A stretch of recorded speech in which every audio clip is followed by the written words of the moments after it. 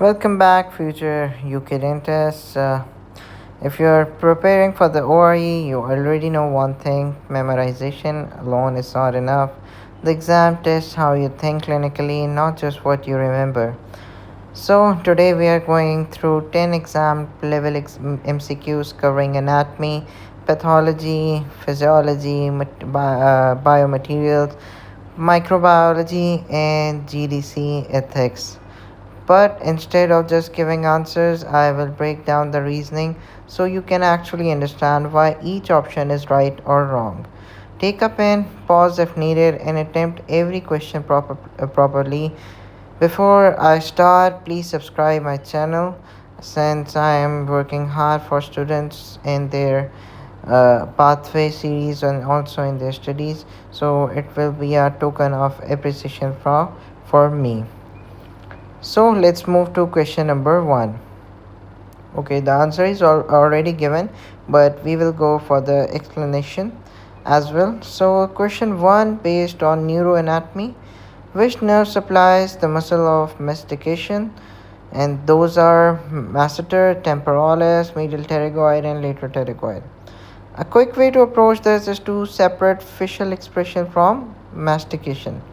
Okay, facial expression muscles and facial nerve mastication muscles are, so options we have are: A is cranial nerve 7, the next is mandibular division of trigeminal nerve, C is cranial nerve 9, and D is cranial nerve 10.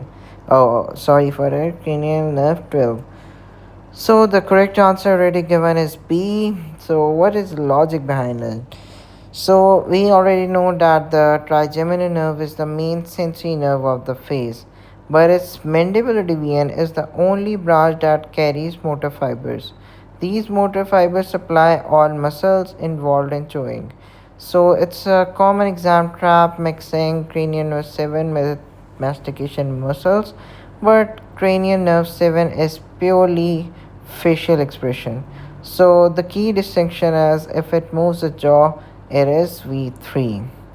Now the next question is from oral pathology. That the question is given: a 48-year-old male presents with a fem parotid swelling and facial nerve weakness. Now facial nerve involvement is the most important clue here. Option we got: pleomorphic adenoma, Wharton tumor, adenoid cystic carcinoma, or mucoepidermoid carcinoma. Correct answer already given as C. So let's understand the reasoning why adenoid cystic carcinoma.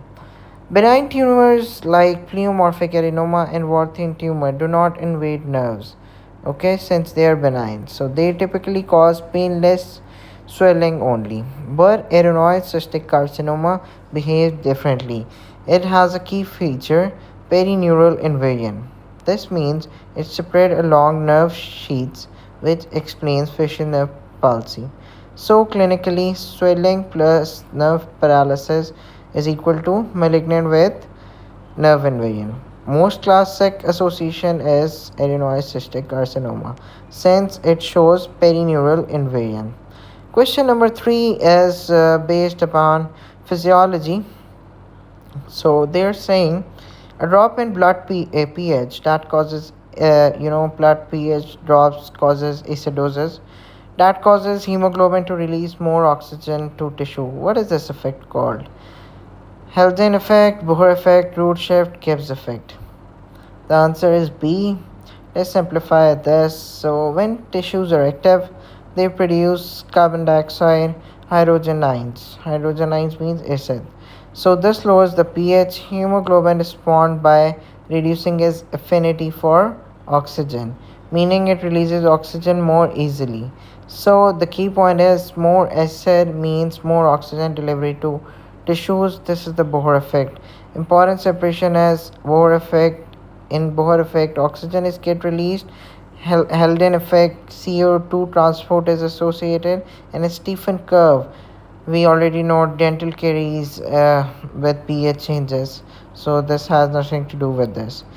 Next question is based upon our dental materials. The question is a white patch near appears on the buccal mucosa near amalgam restoration. So the image here is not looking relevant to the question. Sorry for that. So coming back to the question, we have to think carefully about timing and immune mechanism. So what type of hypersensitivity will take place? Type 1, 2, 3, or 4? The answer is type 4. The reasoning is this is a delayed reaction, not immediate allergy. It is mediated by T cells, not antibodies. This is also called a lichenoid reaction associated with dental materials. Though, so if it happened after days, localized mucosal change, T cell mediated immune response, so it falls under type 4 hypersensitivity. Now, coming on question number 5, based on evidence based dentistry, which study design best tests whether tetracycline improves scaling and root planning outcomes? Option A is cohort study, B is randomized control trial, C is case control study, and D is cross section study. The answer is B, RCT randomized control trial. Here is the clinical logic. So, whenever we test a treatment, we must reduce bias and isolate cause effect relationship. So, RCT does this by randomly assigning patients, having control versus treatment groups, and minimizing confounding factors. So, randomized controlled trial is gold standard for treatment effectiveness. If you still have some question about this, you can ask in the comments below. Question number 6, my favorite, is this cavity design. What is the correct outline shape for the maxillary central incisor? It says round, oval, triangular, rectangle. The answer is triangular. The reason is the pulp chamber here is wide mesodistally and has lateral pulp horns. If a cyst is round, you will miss corners and leaving infected tissue behind. So triangular design ensures complete pulp removal, good visibility, and straight line access to the canal. So shape follows internal anatomy, not external crown shape. Always remember this. Coming on to the question number 7, based on operative dentistry. What concentration of phosphoric acid is standard for composite bonding? We all know it already. The answer is C, phosphoric acid. The reason is why. This concentration creates optimal enamel etching pattern. So microporosities for resin tag formation is formed, strong micromechanical retention is obtained, and lower concentration are less effective. Higher ones cause over etching and weak bonding. So think about it always before etching a tooth. Question number 8 is based upon medicine. Coagulation. A normal patient with normal platelets but raised APTT suggests which condition? The options are hemophilia, DIC, IDP. The correct answer is hemophilia A, since APTT reflects intrinsic pathway. So hemophilia is factor A deficiency, and it's a defect of intrinsic pathway. So the patient is normal, platelets normal, but APTT are increased. That pattern is classic hemophilia. Now coming on the caries microbiology section, which organism is the primary initiator of dental caries? It could be Lactobacillus, Streptococcus mutans, P. gingivalis, or Actinomyces. So the answer is B, Streptococcus mutans. The reason is it adheres well to enamel, produces glucans, and ferments sugar and acid. So this acid initiates enamel demineralization. Lactobacillus comes later and helps deepen the lesion, but it is not started. So coming on the next, it's based upon ethics. So what is essential for valid consent? Valid consent in UK dentistry. A, written consent only. B, payment before treatment. C, capacity plus informed decision.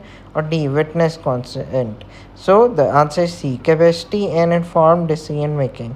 Consent is valid only if patient understands information, patient has mental capacity, decision is voluntary. Written consent is not mandatory, but documentation is recommended. So now count your score out of 10. If you scored 9 out of 10, strong exam readiness you have. If 7 out of 10, you have got a solid foundation. 5 out of 6, 5 and 6, revise your core concepts. Below 5, rebuild basic and retry slowly. The goal is not perfection today, the goal is consistent improvement.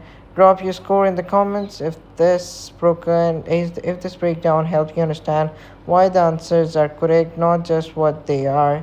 Then you're already thinking at the right clinical level. Subscribe for the more ORE style breakdowns, OC guides, and clinical reasoning session. See you in the next one. Till then, please subscribe to our channel and stay connected with Last Night Dentistry.